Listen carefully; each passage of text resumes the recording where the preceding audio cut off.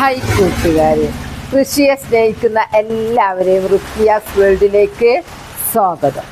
ഞാൻ ഇന്ന് ചെറിയൊരു നടാൻ പോവുക കേട്ടോ. ഞാൻ നടാൻ പോകുന്നത് ചെറിയുള്ളി ഞാൻ നടാൻ വിചാരിക്കുന്നത്. കാരണം എൻ്റെ കുറേ ഉള്ളി മുളച്ചു പോയി.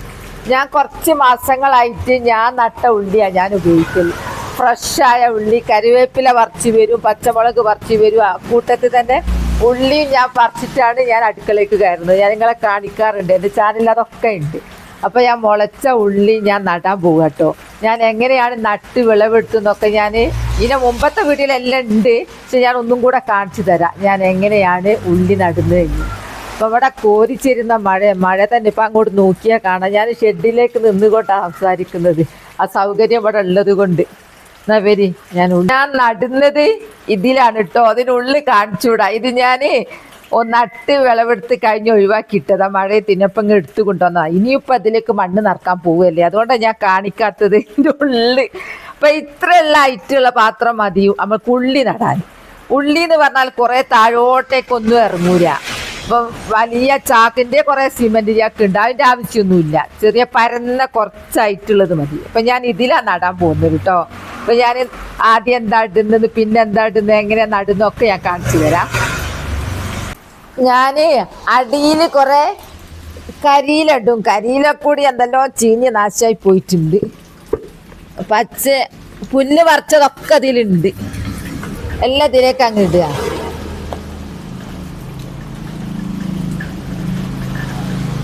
ഇതൊക്കെ മുറ്റടിച്ച് വാരിയതാ. മുറ്റടിച്ച് വാരുമ്പോൾ എല്ലാം കിട്ടുമല്ലോ. പുല്ല് മുളച്ചുണ്ടാവും, അതും ഞാൻ പറിക്കും. അങ്ങനെയാ. അതിൽ കുറച്ച് നനഞ്ഞു പോയി. ഇവിടെ ഫുൾ മഴ. ഞങ്ങളെ നാട്ടിലൊക്കെ മഴ ഉണ്ടോ? ഇവിടെ ഇപ്പം മഴ ചോർച്ച കണ്ടിട്ട് തന്നെയല്ലേ. ഞാൻ ഉള്ളി മുളക്കാൻ തന്നെ കാരണം അതാ, നടാൻ താമസിച്ചു.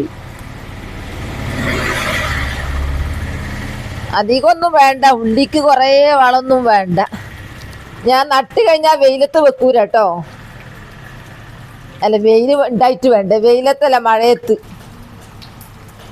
ഞാൻ മഴയത്തൊന്നും വെക്കൂല. ഞാനിത് തണലത്ത് വെച്ചിട്ട് മഴ കൊള്ളാത്ത സ്ഥലത്താണ് വെക്കുക.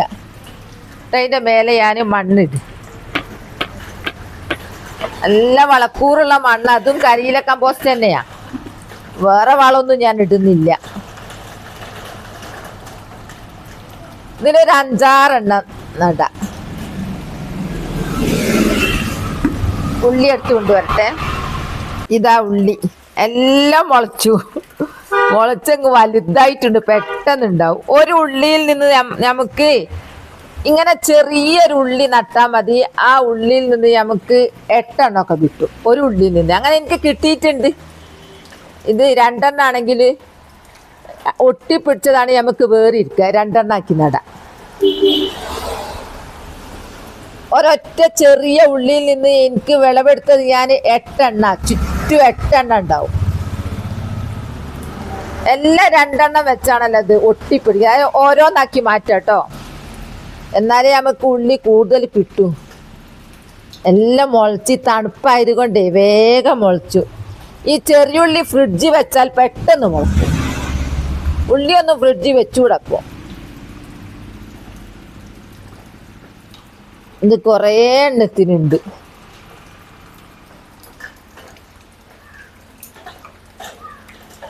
എന്താ ഇതെല്ലാം വെവ്വേറാക്കിയിട്ടില്ലെങ്കിൽ ഉണ്ടാവില്ല.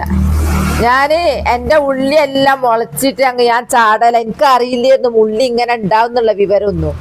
ഞാൻ നട്ടു നോക്കി വിളവെടുത്തപ്പോൾ ഞാൻ ഞെട്ടിപ്പോയത് കേട്ടോ. അതിന് ശേഷം ഞാൻ മുളച്ച ഉള്ളി കളയേല്ല, എല്ലാം ഞാൻ നടും. വെളുത്തുള്ളി ഇങ്ങനെ ചെറിയുള്ളി ഉണ്ടാകും പോലെ എനിക്ക് ഉണ്ടാകുന്നില്ല. അതിലെനിക്ക് കുറച്ച് പരാജയം തന്നെയാ. ഇതിൽ ചെറിയുള്ളിയാ ഉഷാറിലുണ്ടാകും. നമുക്ക് പൂതിയായി പോവുക. വിളവെടുക്കാനും നടാനും ഒക്കെ ഉഷാറിലുണ്ടാവും. അങ്ങനെ അടുത്ത് നടരുത്. കാരണം ഇത് ഞാനൊക്കെ പഠിച്ചതാണ്. നട്ട് കഴിഞ്ഞതിന് ശേഷം വിളവെടുത്തവളാണ് എനിക്ക് മനസ്സിലായത് കുറച്ച് വിട്ട് നടണം. കാരണം ഒരു ഉള്ളിയിൽ നിന്ന് തന്നെ 8 എണ്ണമൊക്കെ ചുറ്റും ഇങ്ങനെ ഉണ്ടാകുകയല്ലേ. അപ്പം എല്ലാ ഉള്ളിയിൽ നിന്നും ഉണ്ടാവുമല്ലോ. അതുകൊണ്ട് കുറച്ച് വിട്ട് നടുന്നത് നല്ല.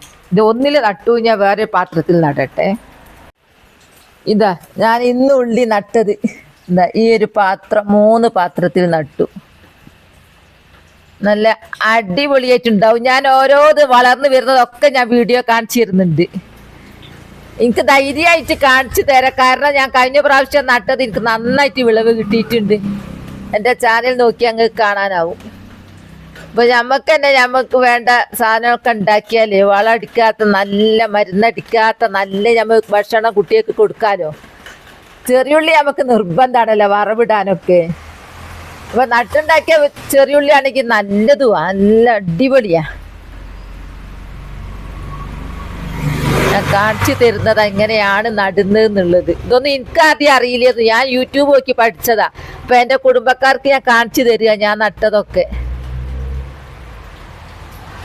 ഇത് നാളല്ല മറ്റന്നാൾ ഞാൻ വീണ്ടും വീഡിയോ ഇട്ട് കാണിച്ചു തരുന്നുണ്ട്. ഇതൊന്ന് വളർന്നു നിൽക്കുന്നത് അത്രക്ക് പെട്ടെന്ന് അതിൻ്റെ വളർച്ച. ഇത് ഞാൻ മഴയത്ത് വെക്കില്ല കേട്ടോ.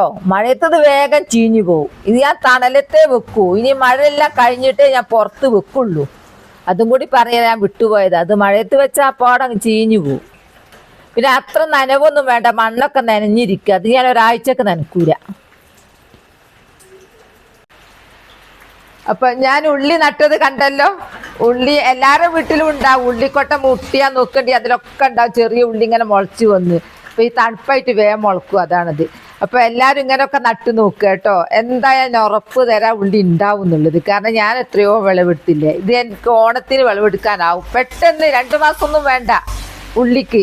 വേഗം വിളവെടുക്കുക. ഇനി ഒന്നുമില്ലെങ്കിൽ അതിൻ്റെ തണ്ടെടുത്ത് ഉപ്പേരിയെങ്കിലും വെക്കാനോ.